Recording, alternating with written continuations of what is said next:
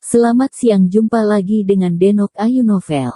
Bagaimana kabar sobat semua? Sebelum kita mulai cerita ini, ayo silakan subscribe, like, komen, share dan nyalakan loncengnya untuk mendapatkan notifikasi terbaru ketika Mimin upload videonya.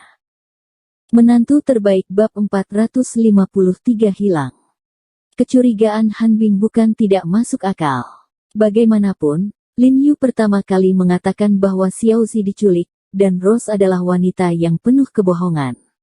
Dia memiliki banyak trik, dan tidak mungkin menggunakan keledai untuk memenangkan simpati semua orang. Rose sekarang menawarkan untuk pergi ke panti asuhan lagi, mungkin saja dia sudah menemukan cara untuk melarikan diri dengan medan yang rumit dari panti asuhan. Biarkan dia pergi bersamanya. Saat ini, Lin Yu berbicara untuk Rose.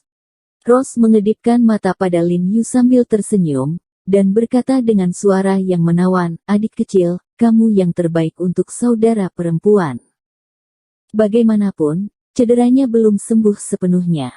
Lin Yu berkata dengan ringan, melihat dan tidak menatapnya, "Meskipun sebagian besar lukanya sembuh, tetapi jika kamu ingin pulih sepenuhnya, kamu harus istirahat sebentar." Jika dia ingin melarikan diri dengan paksa, dia bercanda tentang hidupnya.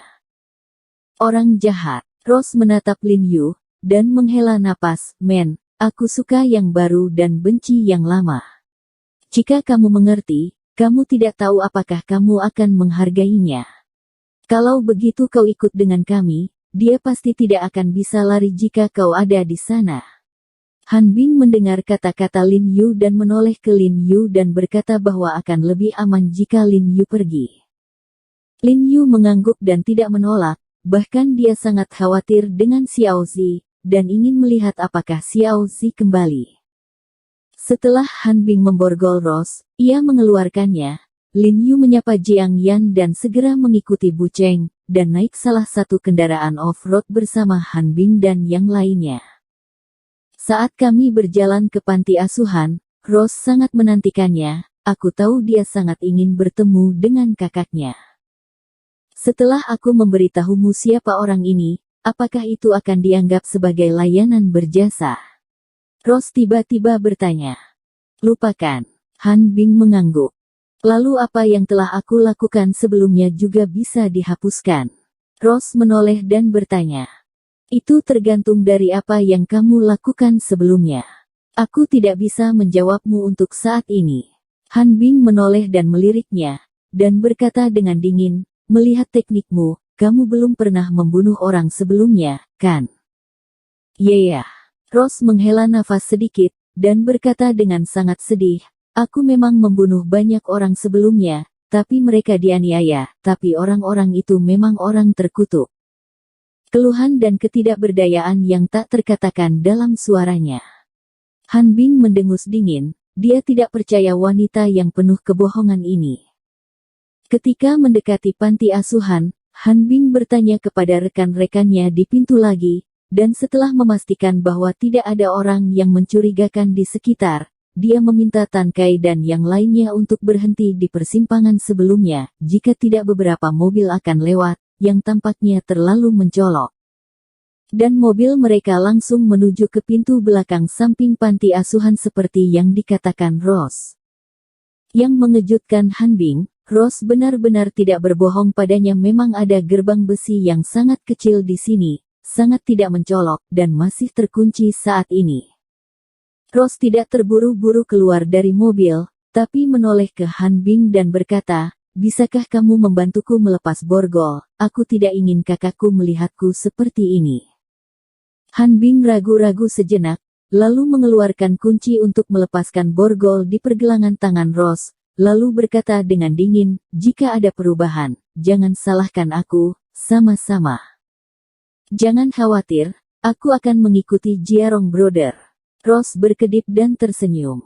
Setelah turun dari mobil, Rose melihat pintu besi yang terkunci dan sedikit terkejut, lalu menunjuk ke pintu dan memberi isyarat untuk berbalik.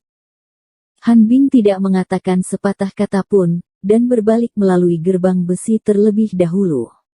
Rose segera mengulurkan tangan dan meraih kusen pintu. Ketika kakinya naik, tiba-tiba ada kesemutan di perutnya. Dia segera menoleh ke Lin Yu dan berkata sambil tersenyum, "Saudaraku, bisakah kamu membantuku?" Lin Yu sedikit malu ketika dia melihat ini, dan melihat pantat Rose yang keras kepala menghadapnya, tidak hanya sedikit bergoyang secara sengaja atau tidak sengaja, wajahnya memerah, tetapi dia tidak berpaling, mengetahui bahwa bisnis itu penting, dan menjangkau mendorong pantat Rose, tetapi Rose tiba-tiba bersembunyi, dan berkata dengan heran, "Adik kecil, apa yang kamu lakukan? Apakah kamu tidak membiarkan aku membantumu?" kata Lin Yu dengan malu.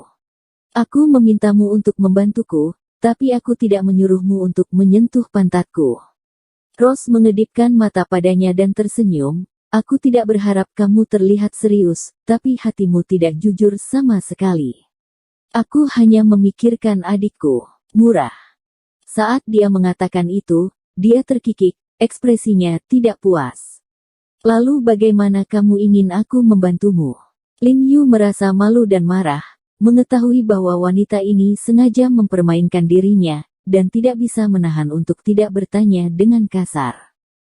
"Ulurkan saja tanganmu."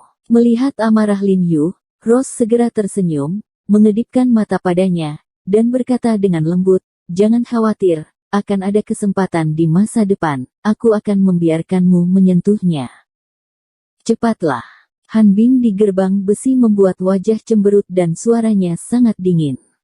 Wanita ini jelas-jelas peri, dia mampu menghubungkan 3 jiwa dan 7 jiwa orang, tidak heran Lin Yu tidak bisa mengendalikannya ketika dia melihatnya. "Hiduplah, jika Anda seorang wanita, saya khawatir dia akan bingung." Lin Yu mengulurkan tangannya dengan wajah tenang, dan kemudian mawar itu menginjak tangan Lin Yu, dan dengan bantuan usahanya, dia dengan mudah memanjat gerbang besi. Segera setelah itu, Lin Yu, Bu Cheng dan 2 anggota Departemen Intelijen Militer lainnya juga dengan cepat menyerahkan diri. Saat ini, sekelompok anak sedang aktif di lapangan basket di halaman belakang panti asuhan. Salah satu dari 564 mata anak-anak berbinar ketika melihat mawar, wajahnya sangat gembira, dan dia buru-buru berteriak, "Sister Suir." Begitu suara itu turun, dia dengan cepat berlari ke sini, lalu melemparkan dirinya ke pelukan Rose. Ketika anak-anak lain memperhatikan gerakan di sini, mereka menoleh dan menatap mereka. Mereka semua segera bersemangat, berteriak dan bergegas ke arah Suir, mengelilingi Suir di tengah, tidak peduli seberapa kecil anak laki-laki itu masih seorang gadis kecil. Semuanya menari dengan penuh semangat. "Sister Suir, aku sangat merindukanmu. Sister Suir, kemana saja Anda selama ini? Mengapa Anda tidak datang menemui kami?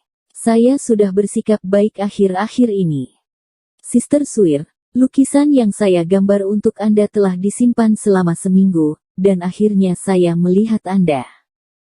Anak-anak, ketika kamu melihatku, mata mereka penuh dengan kegembiraan dan kegembiraan. Kamu dapat melihat dari mata mereka bahwa kecintaan mereka pada mawar berasal dari hati."